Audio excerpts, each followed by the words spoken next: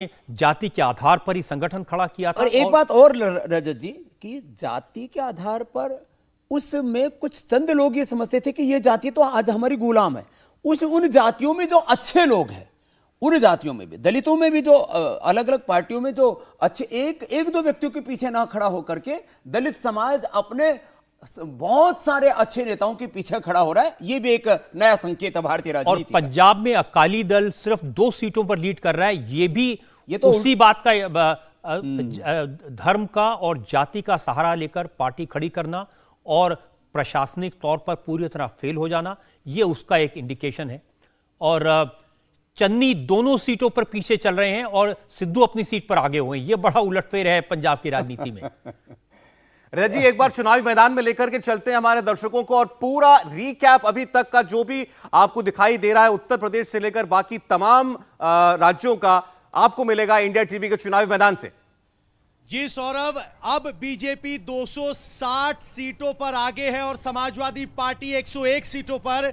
सबसे बड़ा सवाल यह है कि आखिर ये 254 सीटें आ कहां से रही हैं जहां बीजेपी आगे है। तो सबसे बड़ा सरप्राइज अगर हम कहें तो पश्चिमी उत्तर प्रदेश ने दिया है, जहां सभी जानकार मान रहे थे कि बीजेपी का विरोध है, लेकिन वहां अगर आप आंकड़ा देखेंगे तो 70 से 1 सीट कम वहां आगे है। यहां गोनिका के पास चलते हैं।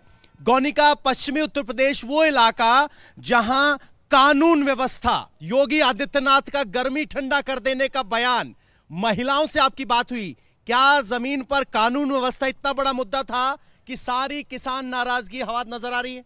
देखिए, बिल्कुल कानून व्यवस्था बहुत बड़ा मुद्दा, क्योंकि पश्चिमी यूपी के ऐसा राज्य है, पश्चिमी यूपी के ऐसा हिस्सा है जहां पर सबसे ज्यादा दंगे हुए हैं, जहां पर सांप्रदायिक दंगे सबसे ज्यादा होते हैं और इसीलिए कानून व्यवस्था वहां पर सबसे बड़ा मुद्दा थी।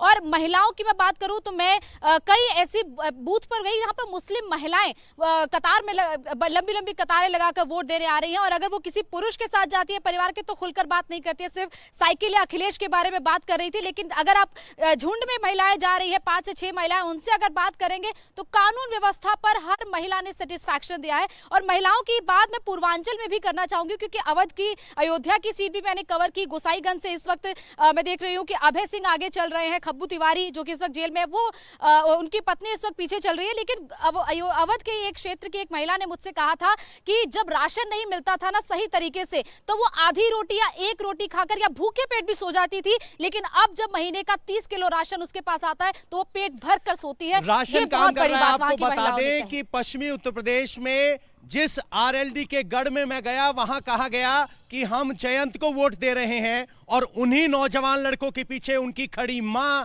कह रही है ये सब बकवास कर रहे हैं मोदी योगी महिला सुरक्षा के नाम पर। पूर्वांचल की जरा बात कर लेते हैं। पूर्वांचल में भी बहुत बड़ी गुत्थी थी। खुद योगी आदित्यनाथ गोरखपुर से हैं। गोरखपुर में भी अनुमान ये लगाया जा रहा था कि 3-4 सीटों पर नाराजगी है, लेकिन आंकड़े जो दिखाई दे रहे पूर्वांचल के 76 सीटों पर बीजेपी आगे है। इसको अगर हम 76 सीटों को डाइसेक्ट करें तो कौन सी वो बातें हैं जो 76 सीटों के आंकड़े तक बीजेपी को पहुंचा रही हैं? यहां तो अखिलेश का गुलदस्ता भी था। जी हाँ, बिल्कुल कोशिश जरूर की अखिलेश यादव ने, लेकिन जैसा कि हमने वहाँ फील्ड में देखा वहाँ जाकर कि जो योगी ने कोशिश की थी नॉन यादव ओबीसी को साथ जोड़ने की, जो कि 2017 में भी उनके साथ था, ये कोई नई बात नहीं है, लेकिन वो उनके साथ बना हुआ था और उसमें मजबूती आई। जो हमने कहा कि जो राशन की बात आई या तमाम बातें, पूर्वांचल एक्सप्रेसवे भी बना, सड़कों का जाल भी बिछा, क्या वो भी आपने महसूस किया? क्योंकि आप तो बिहार से अक्सर उस इलाके में आते रहे हैं। जी हाँ, बिल्कुल। बिहार से मैं जब वहाँ गया तो पूर्वांचल एक्सप्रेस के रास्ते ही से गुजरा था, और कहते भी हैं कि जो यूपी की कुर्सी का रास्ता है वो पूर्वांचल से होकर ही गुजरता है, तो वो आसपास के जिलों में इसका काफी असर था। यूपी में कहावत है कि जो हाईवे बनाता है वो निकल जाता है। पहले मायावती ने हाईवे बनाया, वो निकल गई, अखिलेश ने हाईवे बनाया, वो निकल गई, और लोग तो कह रहे थे कि बीजेपी ने तो 4-4 हाईवे बनाए हैं, लेकिन नतीजे अब की बार उस तरह के नहीं है। 265 सीटों पर आगे हैं। आप अवध भी गए, आप गोरखपुर या कहें कि पूर्वांचल भी गए। बनारस की क्या तस्वीर? आप बनारस में काफी दिन थे। तस्वीर में बहुत दिलचस्प बताना चाहता हूं। मैं अभी देख रहा था कि नीलकंठ तिवारी बीजेपी से जो बनारस दक्षिण की सीट है उसमें आगे चल रहे हैं, जबकि मैं वहां काफी दिन रहा। शुरुआत में जिस वक्त